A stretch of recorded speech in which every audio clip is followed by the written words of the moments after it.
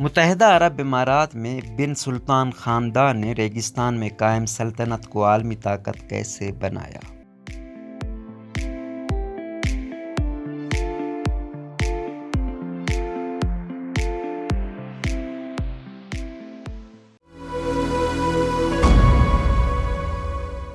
50 سال پہلے تک جزیرہ نما عرب کے صحرا میں قبائلی شاہی ریاستوں کے ایک گروپ کے طور پر موجود متحدہ عرب امارات مکمل طور پر بدل چکا ہے۔ تقریباً نصف صدی بعد جہاں زیادہ تر کھلے بازار اور خیمہ نما مکانات تھے، وہاں فلک بوس عمارتیں اور عمدہ شاہراہیں دکھائی دیتی ہیں۔ جہاں کبھی کھجور کاشت کی جاتی تھی، موتیوں کو سمندر سے تلاش کیا جاتا تھا اور زندگی گزارنے کے لیے اونٹوں کی نسلیں پالی جاتی تھیں، وہاں اب جزیرہ نما عرب میں آرٹ کا سب سے بڑا عجائب گھر پیرس کا لورے ان پیرس اور نیو یارک یونیورسٹی اور پیرس کی سوربون یونیورسٹی کی شاخیں کھل چکی ہیں۔ آج وہاں دنیا کی سب سے اونچی عمارت، 7 اسٹار ہوٹل، دنیا کی مہنگی ترین پینٹنگ، لیونارڈو ڈونچی کی سویئر آف دی ورلڈ والی پینٹنگ اور دنیا کی سب سے بڑے شاپنگ سینٹرز موجود ہیں۔ یہی نہیں بلکہ وہ دنیا کے ان چند ممالک میں شامل ہیں جنہوں نے خلا میں اپنے مشن بھیجے ہیں۔ ساتھ ہی وہ پہلا ملک ہے جہاں دفاتر میں 4.5 دن کام کا دن ہے۔ عرب ممالک کے درمیان اپنے تیل کے کنوؤں کی بدولت شدت اور ٹیکنالوجی کی مضبوط ہم آہنگی والا ملک متحدہ عرب امارات مشرق اور مغرب کے درمیان ایک گیٹ وے یعنی دروازہ بن گیا ہے، ایک بڑی عالمی طاقت۔ نصف صدی سے بھی کم عرصے میں اس علاقے میں رونما ہونے والی اس تبدیلی کے پس پشت مشرق وسطیٰ کے ماہرین جن کی طرف اشارہ کرنے میں کوئی ہچکچاہٹ محسوس نہیں کرتے،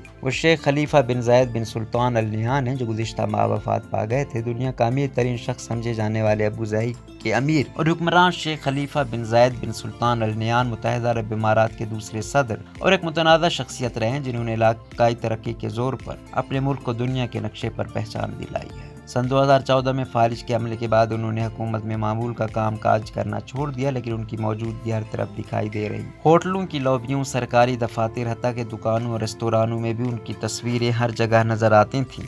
حکومتی کام کی نگرانی حیرت انگیز طور پر ان کے بھائی محمد بن زید بن سلطان ال نہیان کے ہاتھ میں آ گئی، جن کے بارے میں خیال کیا جاتا ہے کہ وہ گزشتہ دہائی کے دوران امارات کی خارجہ پالیسی کے سربراہ تھے۔ اب وہ ملک صدر بن چکے ہیں۔ شیخوں کے اس خاندان نے اپنے ملک کو ایک قبائلی ریاست سے مشرق وسطیٰ کے سب سے طاقتور ملک میں کیسے تبدیل کیا؟ متحدہ عرب امارات کیسے بنا؟ سن 1960 کی دہائی کے آخر تک برطانیہ نے جزیرہ نما عرب کے ممالک میں اپنی کالونیوں سے نکلنا شروع کر دیا تھا۔ 1 صدی قبل انگریز وہاں اس وقت آئے جب کچھ جنگجو قبائلی وہاں سے گزرنے والے مال بردار جہازوں کو لوٹ لیا کرتے تھے۔ ان پر قابو پانے کے لیے انگریز وہاں آئے تھے۔ اگرچہ وہاں تیل دریافت ہوا، لیکن جب انگریزوں نے وہاں رہنے میں فائدے سے زیادہ خطرہ دیکھا تو ملک چھوڑ کر چلے گئے۔ اس کے پیچھے بڑی وجہ 6 امارات، دبئی، ابوظہبی، شارجہ، عجمان، ملک امین، فجیرہ کے شیخوں کا باہمی معاملات کی تصفیہ اور ہم آہنگی کے لیے کونسل بنانے کا فیصلہ تھا۔ دسمبر 1971 میں ان تمام 6 اماراتوں نے متحد ہو کر ایک نیا خود مختار ملک متحدہ عرب امارات تشکیل دیا۔ چند ماہ بعد ایک اور امارات راس الخیمہ بھی ان میں شامل ہو گئی، جو آج بھی متحدہ عرب امارات کے نقشے پر موجود ہے۔ اس وقت کے امیر زید بن سلطان ال نہیان خلیفہ کے والد اور محمد ملک کے پہلے صدر منتخب ہوئے۔ تیل کی دریافت ہو چکی تھی اور بڑے پیمانے پر معیشت میں سرمایہ کاری کی گئی اور عوامی پیسے کو بڑھانے کا عمل شروع ہوا۔ یہ عمل خلیج فارس کے دوسرے سنی ممالک سعودی عرب، عمان، قطر، بحرین اور کویت جیسا ہی تھا۔ From deserts kingdom to global power, the rise of the Arab Gulf میں مورخ روری ملر کا دعویٰ ہے کہ ان ممالک کی بے پناہ اقتصادی کامیابی کے پیچھے تیل کی آمدنی کو مختلف سٹیک ہولڈرز میں تقسیم کرنا اور غیر منقولہ اثاثوں جیسے کہ ریل اسٹیٹ، آرٹ اور اسٹاک میں تبدیل کرنے کی مہم کار فرما تھی۔ جبل علی فری زون، دیگر خلیجی ممالک میں متحدہ عرب امارات نے سب سے زیادہ ترقی اور سب سے زیادہ فیکس آمدنی کے ساتھ بہت کم وقت میں خود کو دولت مند بنانے میں کامیابی حاصل کی۔ تیل تمام امارات کے لیے یکساں طور پر دستیاب نہیں تھا، لیکن یہ ابوظہبی کی ترقی کا سب سے بڑا محرک بن گیا۔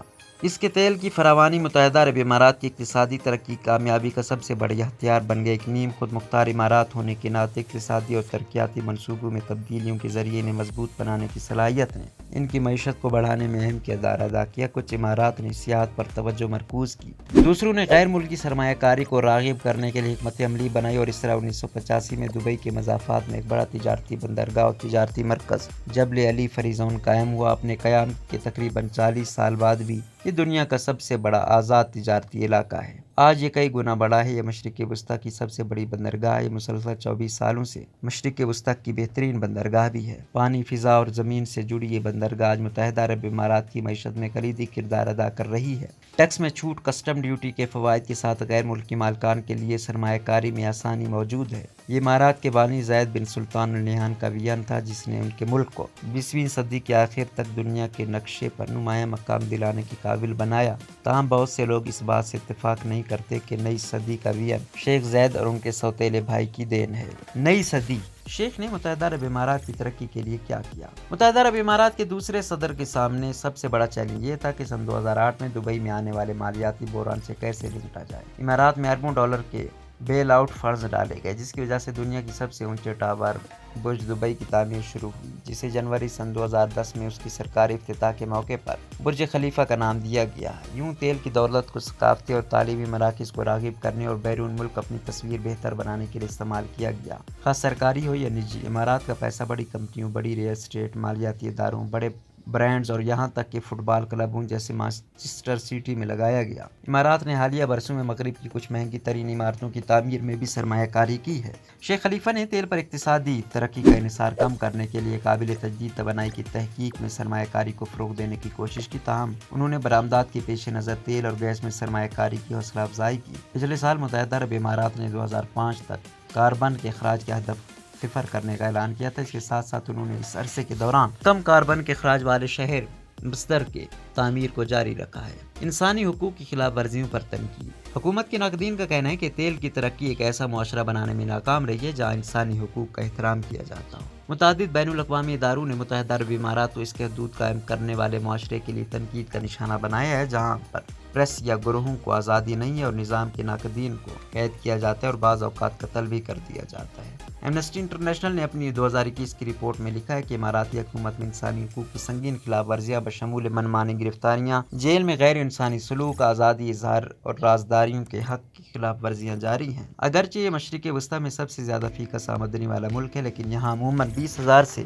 1,00,000 افراد کو وطن بدر سمجھا جاتا ہے، جس کی وجہ سے انہیں صحت، گھر، تعلیم اور نوکری کے مواقع جیسے حقوق سے محروم رکھا جاتا ہے جو کہ دوسرے لوگوں کو حاصل ہیں۔ حال ہی میں عالمی سطح پر متحدہ عرب امارات کے اثر و رسوخ کا سب سے نمایاں اثر شیخ خلیفہ کی وفات کے وقت دیکھا گیا، جہاں امریکی نائب صدر کملا ہیرس کو ان کے جنازے میں بھیجا گیا، وہیں کیوبا اور انڈیا جیسے ممالک نے سرکاری سوگ کا اعلان کیا۔ ابو ظہبی انویسٹمنٹ کونسل دنیا کی سب سے بڑی خود مختار دولت فنڈ میں سے ایک سوورن ویلتھ فنڈ انسٹیٹیوٹ کے اندازوں کے مطابق اس کے پاس 700 ارب امریکی ڈالر کی بڑی پونجی ہے۔ محمد بن زید بن سلطان النہیان اپنے بھائی کی موت سے پہلے ان کے سائے تلے تھے، لیکن اس وقت سے ہی انہیں عرب رہنما کے طور پر دیکھا جاتا تھا۔ انہوں نے اپنے ملک کے اثر و رسوخ کو دور دراز علاقوں تک پھیلانے کی بھرپور کوشش کی۔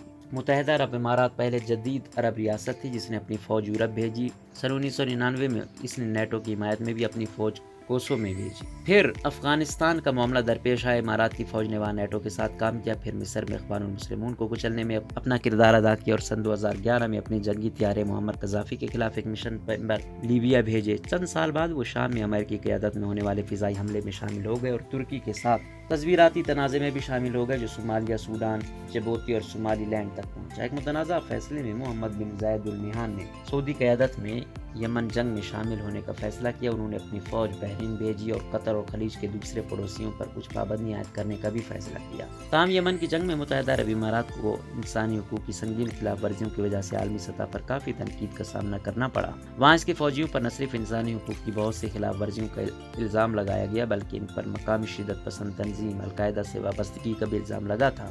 آج وہ یونان اور قبرص کے بھی اتحادی ہیں۔ وہ ترکی کے توانائی کے دعووں کے خلاف مشرقی بحیرہ روم، اسرائیل اور مصر کے ساتھ کام کر رہے ہیں۔ بہرحال آج کا یہ طاقتور ملک تقریباً 50 سال قبل صرف چند قبائلی ریاستوں پر مشتمل تھا۔ روزنامہ قدرت کی ویڈیو دیکھنے کے لیے ابھی یوٹیوب چینل پر سبسکرائب کریں اور بیل آئیکن پر بھی کلک کریں۔